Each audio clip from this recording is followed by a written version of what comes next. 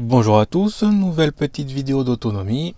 Aujourd'hui on revient sur l'éolienne. On va la fixer sur un mât. Donc ici j'ai monté les écrous à l'envers par rapport à ce que j'avais testé jusqu'à maintenant. Et là en fait ce que je vais faire c'est un gabarit pour avoir mécaniquement ça, pour pouvoir le reporter sur un pied en fait. Donc je pars de ces écrous là et un carton sur lequel je vais appuyer. Alors, je fais ça un peu à l'arrache, je sais pas si c'est hyper efficace mais bon, j'essaie de faire juste des empreintes.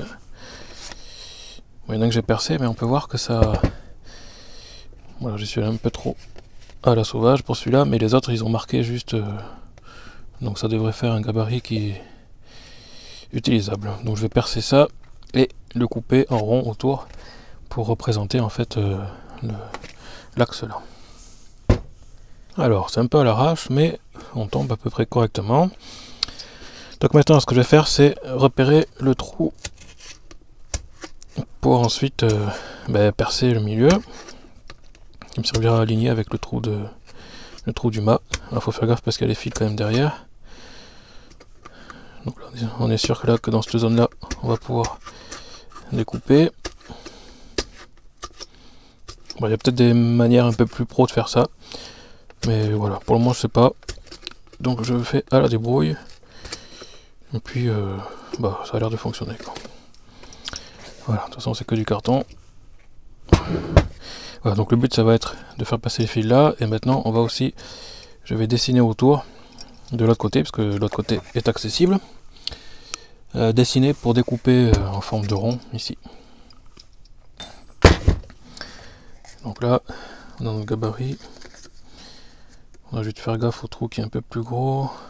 Voilà, mais après les vis ça nage un peu de toute façon, donc voilà. Donc maintenant on va prendre le gabarit et le mettre sur le mât. Alors voici le super mât. Il s'agit simplement d'un étai de maçon. Voilà, j'ai choisi ça parce qu'en fait je voulais quelque chose avec une plaque au bout. Et il se trouve que les étais sont déjà pas mal adaptés pour ça, je dirais. Est-ce que ça va tenir dans le temps? Je sais pas. Mais si on positionne le gabarit là, on voit que ce serait pas mal. Du coup, ça irait très bien, au moins pour faire un essai pendant quelques temps. Puis après, je verrai si j'arrive à trouver un mât en alu. Bon, c'est pas gagné, mais voilà. Donc là, l'avantage, c'est qu'il est déjà percé au milieu. Donc si on regarde, on peut voir la lumière au bout. Parce qu'il est creux. Donc on va pouvoir passer facilement les câbles là-dedans. Et fixer du coup le moteur, enfin l'alternateur ici quoi. Alors nous revoici après avoir percé ici les 4 trous.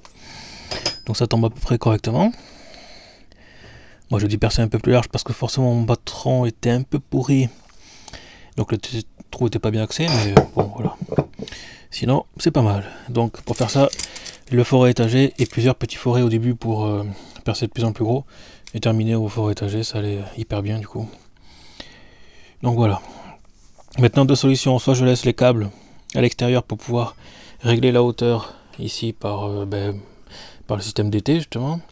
Régler la hauteur pour voir ce qui est le mieux, logiquement plus c'est haut mieux c'est, mais bon. Soit je mets direct les câbles à l'intérieur. Donc là je vais pas la monter tout de suite puisqu'il faut d'abord que je soude des fils là-dessus. Il faut que je me reprenne sur ces fils là. Donc on retourne à l'atelier pour les soudures. Alors nous voici à l'atelier après avoir câblé. Donc je vous le montre pas dans cette vidéo, mais pas de panique, j'ai tout filmé dans une autre, que je mettrai donc à la suite. Comme ça vous pourrez voir en détail comment j'ai câblé ici ce câble avec les fils ici de l'alternateur. Parce qu'ici j'avais une couronne du coup de 3 x 2,5 qui traînait. Donc je vais m'en servir dans un premier temps. Je pense que ce sera que temporaire, mais c'est comme d'habitude du temporaire qui va durer. Donc voilà, je vais me servir de ce câble là pour véhiculer l'énergie qui est là-dedans, le peu d'énergie qu'il pourrait y avoir. Alors je sais pas trop encore à quoi m'attendre, hein. D'après les essais de Christophe 48, un collègue qui bricole aussi ce genre d'éolienne, le résultat est pas fameux, mais bon voilà, je vais tester aussi. Donc là on se retrouve après avoir câblé. Donc ce que je vais faire c'est fixer la partie alternateur sur le mât. Au début je voulais mettre les pales, sauf que si je fais ça du coup ça va réduire la zone de travail, ça va pas être assez pratique. Donc voilà, je love ici les câbles dedans. Alors, autre particularité, je précise ici, donc j'ai le câble de le câble de sortie qui est relié avec les 3 fils ici, et je l'ai fait sortir là parce que ça permet d'avoir un système de décharge de traction, comme j'expliquais dans les vidéos sur les batteries par exemple, ou d'autres systèmes. Il faut éviter que le câble ici, si on le bouge, il faut éviter que ça tire ici tous les petits fils et tout ça quoi. Donc le fait que ce soit à l'intérieur ici, il suffit de le plaquer contre avec des colliers ou autre là. Du coup, vu que c'est coudé, en fait, ça va bloquer le fil dedans, et si on tire sur le câble, ça va rien faire quoi. Au pire, ça peut un peu esquinter le petit câble là, mais ça va pas tout pourrir quoi. Voilà, c'est juste une parenthèse. C'est pour ça que j'ai fait passer le câble là. Parce que j'aurais pu le faire passer sur toute la longueur, puisque l'été est percé sur toute la longueur. Enfin, il est troué. Sauf que, ben, voilà. Là, comme ça bloque bien le câble. Donc là, mécaniquement, c'est pas génial, puisque j'ai pas bien percé parfaitement aligné, mais bon. On va voir ce que ça va donner.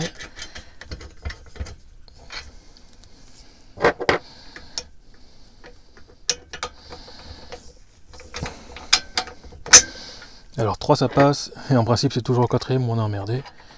Donc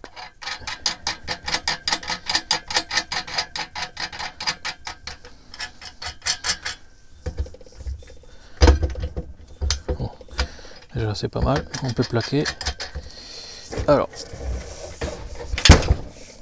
maintenant 4e, bon ça va, j'ai assez élargi le trou.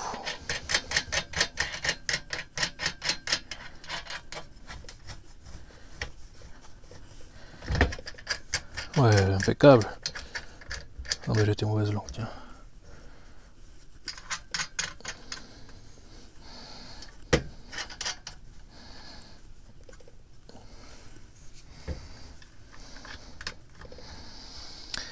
Donc je vais serrer ça à la pince, hors vidéo, sinon ça fait des vidéos de 3 plombes, ça sert à rien. Et ensuite on va dehors pour mettre les pales là-dessus. Donc nous revoici après l'assemblage des pales. Donc cet assemblage, pour ça j'ai fait une vidéo dédiée pour que vous puissiez voir réellement comment ça se monte. Donc je vous conseille d'aller voir hein, si vous voulez voir ça. Bien sûr il y a toujours la vidéo précédente sur la partie câble électrique, voilà, qui pourra aussi vous donner quelques infos. Voilà, quand même une petite subtilité, c'est que donc là on peut voir que l'éolienne tourne quand même facilement si on la lance. Alors que j'ai fait un court-circuit sur les 3 phases. C'est-à-dire que le frein magnétique comme ça par défaut est pas suffisant. Enfin le frein électromagnétique. Et peut-être parce qu'en fait elle fournit pas assez de courant quoi. Ou peut-être parce que le câble aussi est trop long dans ce diamètre là, trop petit.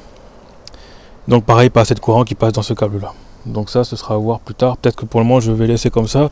Ensuite je couperai ici et je passerai avec du 3x6 carré pour avoir plus de courant. Parce que là, de toute façon, sur de longues distances, un câble en 2,5 c'est pas suffisant quoi. Mais bon, là, l'éolienne est dans le trou et à la moindre rafale, ça commence à bouger. Alors que c'est freiné. Donc maintenant, il va falloir l'installer quelque part. Bon, et bien là, voici. Une fois qu'elle est installée. Donc pour la fixer, on se sert encore une fois du Walipini. Un peu à l'arrache, mais bon. Ouais, je pense que ça devrait tenir tant qu'on n'a pas une autre tempête. Voilà, elle est là. Du coup elle rejoint les 6 panneaux qui sont branchés là, puisque le 7e est tout seul, n'est pas branché, et les 6 autres panneaux qui sont là-haut. Donc là ça commence à être pas mal. Donc d'un peu plus loin, donc là elle est un circuit ouvert. Donc j'ai débranché le frein. Maintenant je vais la mettre en court-circuit, histoire de voir si ça réagit bien.